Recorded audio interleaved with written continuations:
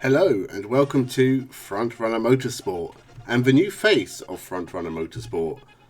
Now today we had a Formula E race at Monaco, the crown jewel of single-seater racing, but not Formula 1. This was Formula E, and therefore we actually had a lot of overtakes, a lot of action. It was a very good race. I really enjoyed watching it. It still has the same problems we've had over the last few races, that being this whole slipstreaming thing, which actually is quite annoying. I just want to see racing. The fact that they're letting each other pass because they don't want to be the car in front, I think that's something that needs to be worked on somehow. I'm not sure how they would do it, but I'm sure there is a way. What I do like about Formula E is that there were a lot of cars missing pieces in this race, and I think the hard stops of Monaco meant a lot of cars ran into each other. There were cars driving around with no front wings or bits of front wing, and they were just still going. It's not really an issue, more of an aesthetic thing, and that works so much better than Formula 1, where if you lose your end plate you're kind of screwed because you're going to get loads of understeer and the car you touched gets a puncture. So Formula E really has that down. And Monaco, Formula 1, you get maybe 2 or 3 overtakes a decade. This race, you saw Nick Cassidy do that in one move. And it was a fantastic move. He dove around the outside of a couple of cars at the, is it Marabou? I can't remember the name of the hairpin. The famous hairpin at Monaco. It was incredible.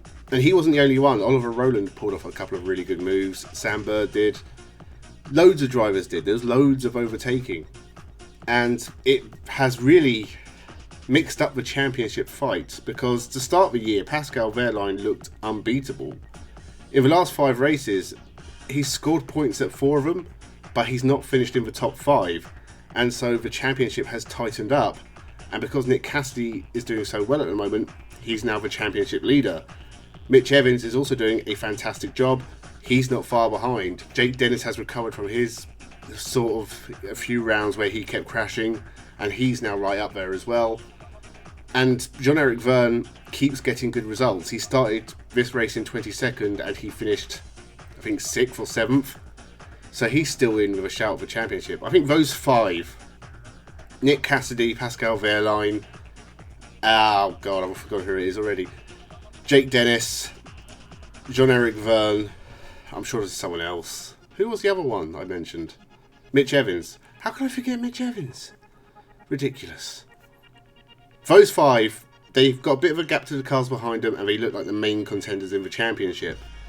But in Formula E, it only takes someone lower down having a great weekend. Like we have coming up in Jakarta in Indonesia, there's 2 races there.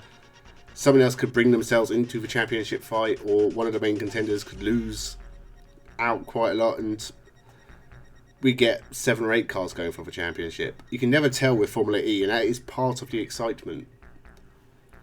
Nick Cassidy won again, his 2nd race win in a row, and Mitch Evans took the 2 wins before that. So for the first time in Formula E history, we have a nation winning 4 races in a row, and that nation is New Zealand.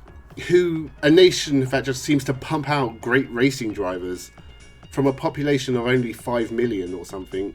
I know it's not very many. How do they have so many great racing drivers? Because if it's not Mitch Evans and Nick Cassidy, it's Shane Van Gisbergen, Scott McLaughlin, Scott Dixon. He's New Zealand, isn't he? I think so. Brendan Hartley, he's winning a lot at the moment. It's just insane. Liam Lawson, great driver. But I just don't understand how New Zealand pumps out all of these great racing drivers. I think Nick Cassidy has to be a good shout for the championship. He is driving so well in 2023. There's still a long way to go, and in Formula E, as I said, you can never really tell. But in this race, he started 9th. He made some great overtakes, and he managed the race really well.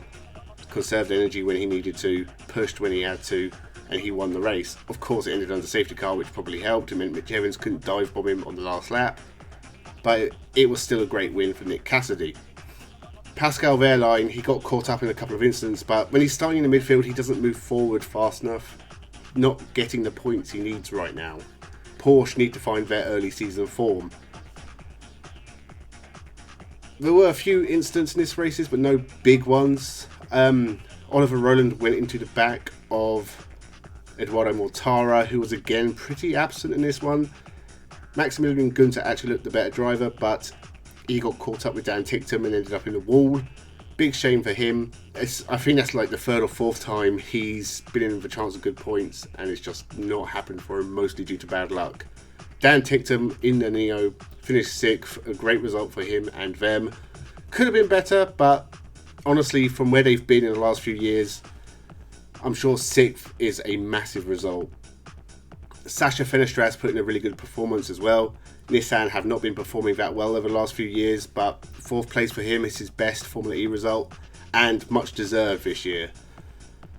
Norman Nato in the other Nissan hasn't done so well, and again, I think he ran into issues, but I can't remember what they were. He ended up in the pits for some reason. And Rene Rast, he had a few issues again, and that means Jake Hughes did a lot better than him, but we won't mention that I said Jake Hughes was going to be like 20th in the championship. Other than that, the biggest shock in 2023 is how poor Stoffel Van Dorn has been, for one. I expected a lot better from the defending champion, but he has had a very tough year. I don't know if it's just a case of he's not used to the car, but he, I think, is pretty much out of the title fight. I don't think he would have to have it would have to be an incredible run to the end of the year to get enough points to be champion for Stoffel Van Dorn. Definitely playing second fiddle to his teammate. And Antonio Felix da Costa, I thought, would be doing a lot better. I know he switched teams as well, but he was getting some good results. But again, last few races, he's dropped back a little bit. Other than that, though, I think the front of the field, we are seeing some of the same drivers, but it's not like Formula One where you can almost guarantee who the top 10 are going to be in Formula One. In Formula E, it's never possible because so much can happen. Now, I'll say the attack modes in this race didn't bother me quite so much for whatever reason. I still don't like attack mode, but I think this was a much better way to do it in that it was a tighter turn, so cars lost a bit more time doing it, so they dropped back 2 or 3 places every time we took attack mode. Made it a little bit more strategic, I think. So I think maybe if you're going to do attack mode, this would be the better way to do it. Have it be a slower entry and exit to it, or a bigger delay, I guess. But other than that, this was a fantastic race. I did really enjoy this one, and I think it's going to put Formula One in a difficult position for anyone who watches Formula E, because it's not the track. Monaco is not the issue. It's actually very easy to overtake at Monaco, just not in Formula One. And remember, there's no DRS in Formula E, and I think that says a lot about what hurts Formula One as a product for fans. I think there's things that could be improved in Formula E, but in terms of the racing right now, the racing is usually pretty damn good. This is the same weekend as the Miami Grand Prix. And qualifying was interesting. I have watched that as well. Hamilton's qualified 13th. Big shock. Alonso's on the front row. Magnussen's up in 4th. All because Leclerc had yet another crash. There is intrigue in Formula One. I just know when we're going to get to the Grand Prix, unless it rains, which apparently it might. But I just know the Grand Prix is going to be dull as hell. No overtaking. The commentators were saying it's a very difficult track to overtake.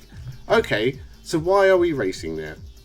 Because the promoters have paid a lot of money for it, obviously. But from a fan's perspective, why are we racing at a track where no one can overtake? If that's your complaint with Monaco and you're sort of thinking about getting rid of the Monaco Grand Prix, which is one of the most important races in motor racing history, why are we just going to new tracks where you can't overtake? doesn't make sense to me. But you can add that to the long list of gripes I have with the FIA and Formula One management and whoever else keeps cocking it up.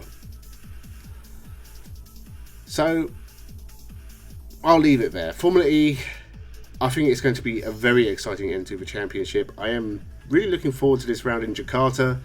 I want to see what that track is going to look like, and I'm sure there's going to be a lot of action towards the end of the year, leading to an exciting title fight in London, not far from my home. And if the FIA want to send me a free ticket, I would graciously accept.